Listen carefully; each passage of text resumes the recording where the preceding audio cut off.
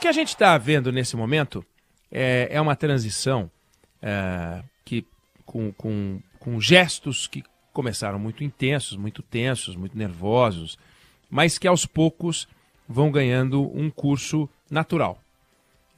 Uma parte desse nervosismo todo se deveu aos bloqueios absurdos, ilegais, nas estradas, uma parte de manifestações de pessoas que estavam incomodadas com a vitória de Lula, mas também uma parte importante dessa tensão tem a ver com a chegada de um governo que não vem pelo cansaço do modelo econômico que o Brasil tem ou tinha. Pega, por exemplo, a primeira chegada de Lula. Com esta chegada de Lula agora, a diferença de 20 anos. Lula, quando vence as eleições em 2022, aliás, em 2002, ele vence pela exaustão, pelo cansaço de um determinado modelo, de um modelo econômico, de um modelo de comando, de controle, que estava incomodando. E ele havia perdido a eleição em 89, ninguém sabia o que ele faria se tomasse posse em 89, aliás, em 90. Perdeu a eleição em 94, pouca gente imagina o que teria sido se ele tivesse ganho a eleição em 94 ou em 98. Então ele vinha de 3 derrotas.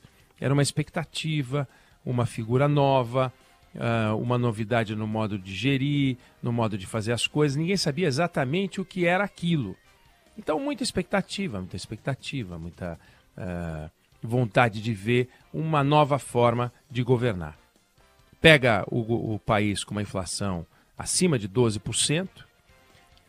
O Brasil tinha conseguido estabilizar a hiperinflação, mas já existia uma nova inflação, que nos moldes de hoje é altíssima, mas que naquele tempo, pela herança que a gente vinha de inflação, era uma retomada da inflação, mas num patamar um pouco menor do que a distorção que a gente conheceu até então.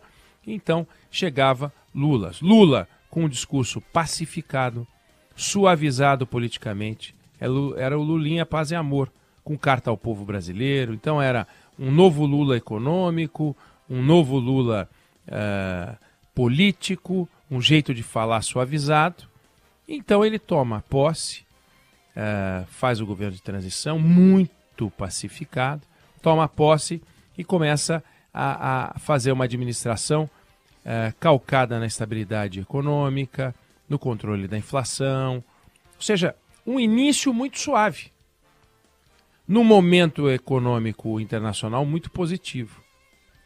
Aí a gente salta para hoje e a gente tem não um Lula suavizado no seu discurso, mas um Lula com um discurso radical, porque a polarização dessa campanha foi muito grande, o que não era o retrato da eleição de 2002, Lula versus Serra, dura, mas os dois num campo econômico às vezes se pegavam assim, discutindo quem é que não iria privatizar menos ou mais, né?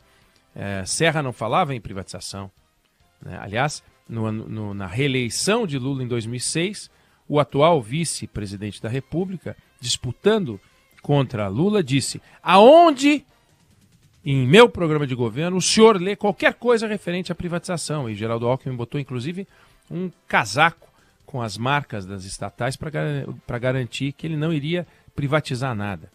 Então o clima de não privatização em 2002, de não privatização em 2006, não tem nada a ver com o clima de agora. Polarização muito mais forte, né? Aliás, polarização forte. Naquele tempo não tinha. E aí chega Lula, agora, em 2022. Só que esse Lula que chega em 2022, ele entra na presidência da República por um cansaço, não de modelo. O Brasil não está cansado do modelo atual. Não é que nós estamos querendo mudar um modelo de gestão. Não é isso, não. É o cansaço de uma pessoa. E vamos combinar, na casa decimal. Na casa decimal. Porque 50,9 é um cansaço de 0,9. Não é nem de 1,8, que seria o dobro disso. É de 0,9. Tivesse Bolsonaro 0,9 a mais, eles teriam empatado. Então, 0,9% dos brasileiros estavam cansados de Jair Bolsonaro, trocaram. Foi isso que aconteceu. Metade do país queria Bolsonaro, metade do país queria Lula, E aí 0,9 jogou para o lado do Lula, o Lula ganhou. Então o Lula não chega como ele chegou em 2002 com 61% dos votos para dizer tchau ao modelo anterior. Então não é tchau ao modelo. Como não é tchau ao modelo e a economia brasileira está com uma inflação a quarta mais baixa do grupo do G20, se a gente pegar a superávit, pegar o déficit em conta, se você pegar os dados econômicos do Brasil, não são ruins, não, ao contrário, são positivos. O Banco Central fazendo uma gestão pertinente dos juros no Brasil. Então, não é um Lula que chega dizendo assim, a expectativa da sociedade é que eu mude tudo. Ao contrário, a expectativa da sociedade é para que eu consiga fazer do jeito parecido com o que vem sendo feito hoje as transformações sociais que eu prometo e que essas sim serão diferentes. Mas não dá para dizer que houve na sociedade um desejo de entrada do PT. Ao contrário, Lula foi eleito apesar do PT. Porque as histórias do PT não são histórias abonadoras e as histórias do governo Lula e todas as denúncias que foram feitas, isso ninguém esqueceu. O que as pessoas estavam cansadas, as pessoas é um exagero, uma porção da sociedade dizendo não, a gente não quer mais Jair Bolsonaro, então vamos botar o Lula. Então ele não chega com aquele poder de transformar tudo. Razão pela qual a transição do governo Bolsonaro para o governo Lula, por mais impressionante que seja, porque a distância ideológica entre Fernando Henrique e Lula, quando tivemos a primeira transição, não tem nada a ver com a diferença ideológica que tem entre Bolsonaro e Lula. No entanto, Lula estava mais autorizado a fazer mudanças ainda maiores saindo do governo Fernando Henrique do que está autorizado hoje. Hoje ele não tem uma carta branca da sociedade para fazer o que bem entender. A sociedade está ressabiada. Como estaria se reelegesse Jair Bolsonaro? Não é uma sociedade que está sedenta por grandes mudanças, não. No campo econômico, zero. Está sedenta por mudanças no sentido de melhorar a vida das pessoas, de aumentar a renda média das pessoas, de dar mais educação, aquilo que se esperaria do governo Bolsonaro se fosse reeleito. Mas por incrível que pareça, e é isso que eu queria destacar, não há na sociedade um desejo de estávamos de um jeito e queremos estar de um jeito totalmente diferente.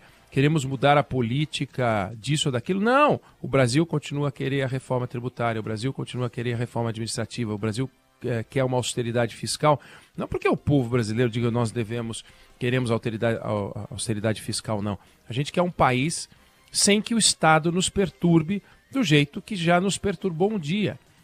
Então, PT não pode chegar achando que é hora de botar mais Estado, é hora de inchar tudo. Esquece, esse discurso não existe, não há espaço para isso. A sociedade não deu essa delegação ao governo Lula. E ele sabe disso. Ele sabe disso. É um animal político experimentado, perdeu várias eleições, ganhou outras tantas, sabe que não pode chegar achando que tudo pode. Já escolheu, inclusive, uma pessoa de um temperamento mais suave, discreto, para comandar a transição. Não botou um mercadante, não botou uma Glaze, não botou alguém que representa uma ruptura, que faz discursos inflamados. Escolheu Geraldo Alckmin. A austeridade, a tranquilidade, a serenidade. Aquele de quem nunca se ouvirá uma frase mal educada, nunca se ouvirá uma grosseria. É um perfil completamente diferente. São sinais. Então ele teve a carta ao povo brasileiro escrita em 2002, agora ele fez um Geraldo ao povo brasileiro. Ou seja, Geraldo Alckmin ao povo brasileiro, para poder mostrar que chega com mais cuidado. E ele tem que chegar com mais cuidado, sim. Ele não tem algumas ferramentas de que dispunha antes. A política monetária não pertence ao governo, pertence a uma política de Estado. O presidente do Banco Central e essa gestão, esse comando do Banco Central, são independentes. Eles fazem o que devem fazer porque eles estão mandatados para comandar e controlar a taxa de juros no Brasil e segurar a inflação. Esse é o objetivo do Banco Central. E não adianta o Lula telefonar para o presidente do Banco Central, encomendar serviço, pedir nada, porque não será atendido. Não tem que ser atendido, não pode ser atendido. É independente. Alguns não entenderam isso durante a campanha, entre os quais Ciro Gomes, que dizia que ia demitir todo mundo no Banco Central. Não pode. Teremos 2 anos de Banco Central com a composição atual, a não ser que o presidente do Banco Central desista, mas nada indica que isso vai acontecer. Então, a quantidade de instrumentos de trabalho para o presidente eleito Lula governar é muito mais restrita. E isso é bom. Isso é bom. Não há espaço para estrepulia. Tem que operar na esfera da gestão, do orçamento. Daí porque, não à toa, a primeira conversa foi justamente com o relator do orçamento. Há uma construção junto com o Centrão para poder fazer caber no orçamento, ainda que quebrando, furando o teto, para poder caber as despesas do Estado, sabendo o governo que cada ponto percentual na taxa de juros que cai são 30 bilhões de reais a menos gastos com o pagamento de juros, portanto, 30 bilhões de reais a mais no caixa do governo. Cai 3%, 3 pontos percentuais essa taxa, e o governo faz quase seus 100 bi de reais ano. Olha que loucura, que coisa espetacular nos juros. Se derrubar os juros, se libera mais 100 bi ou mais para o caixa do governo. É uma gestão muito cuidadosa, tem que ser técnica, tem que ser profissional. Não há espaço para coisas heterodoxas, criativas, inovadoras, nada disso. Tem que fazer a gestão. E aos poucos, o Lula percebeu isso durante a campanha, e tanto que não há grandes promessas, grandes propostas, grandes mudanças. O programa de governo do PT simplesmente não existe. Vai ser um programa de gestão. Gestão. Ele tem que fazer gestão. Vai ter que fazer a gestão. Que ele fez em 2003, quando tomou posse, foi a melhor fase do governo dele.